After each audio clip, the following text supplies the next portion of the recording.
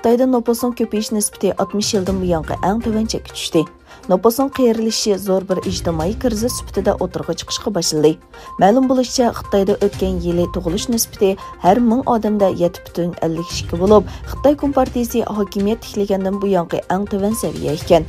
Butun mamlakatdagi nopus oldingi bir yilda aron 480 ming odam ko'paygan. 2021 yili tug'ilganlarning soni 10 million 620 ming bo'lib, bu 2020 yili tug'ilgan 12 million kishiga selishtirganda oz ekan. Tahlilchilarning ko'rsatishicha, Xitoyda umumiy nopus tuvanlashga boshlagan bo'lib, buning iqtisod va ijtimoiy farovonlikka ko'rsatadigan ta'siri cho'nqur va uzun muddatli bo'ladi ekan. Angliya davlat mudofaa ministri Ben Wallace Ukrainani Rossiyaning tajovuziga qarshi texnik ko'p mudofaa qurollari va harbiy mashqlar bilan ta'minlaydiganligini aytdi. Wallace Rossiyaning Ukraina chegarasidagi ta'sir kuchi haqiqatan andisha qilarlik darajada dedi.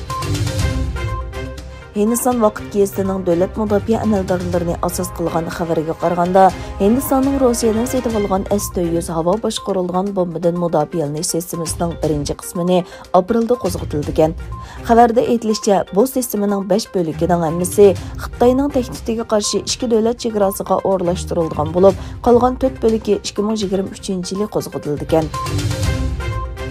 Xitoy prezidenti Xi Jinping 2022-yillik Dunyo iqtisod munbiri Davos yig'inining ichilish nutqini so'zlab, dunyoning bugungi tinch muhitdan yiroq ekanligini aytdi. Xi Jinping biz so'g'uq munosabatlar urushi ruhiy holatini bir chetga qo'yib qo'yib, tinch bilan urush va tag foyda oladigan hamkorlikning natijasiga ahamiyat berishimiz kerak dedi. Uyg'urlarga irqiy qirg'inchilik ilib berayotgan Xitoyning bu so'zlari diqqat tortdi. Navbatda Amerika qatorliq bir qism g'arb davlatlari Xitoyning Sharqiy Turkiston, Hong Kong va boshqa rayonlardagi kishilik huquq tafsandachiligi sababidan 2022-yillik Beijing qishloq olimpik tanharkat musobaqasini boykot qiladi, diplomatik vakil avatmaydi. Qozog'iston hukumati bu yilning beshida yiqilg'u bahosining o'stirilishi sababli boshlangan va keyincha qonliq to'qinishga aylangan voqealarda Olmutada 149 kishining hayotidan ayrilganligini bildirdi. Qozog'iston soqchi doiralari eng cho'ng shahri bo'lgan Olmutada 149 kishining hayotidan ayrilganligini, 2300 kishining qo'lga ilinganligini e'lon qildi. Xitoy koronavirusi sababidan taqilib qolgan Shimoliy Koreya temir yo'l liniyasini qaytadan ochganligini e'lon qildi.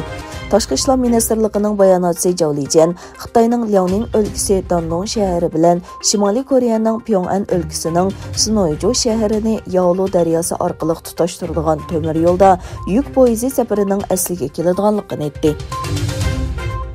Her yili 1-oyning 17-kuni Amerikada o'tkaziladigan Martin Luther King kuni bu yilma nurg'un faoliyatlarga shohid bo'ldi.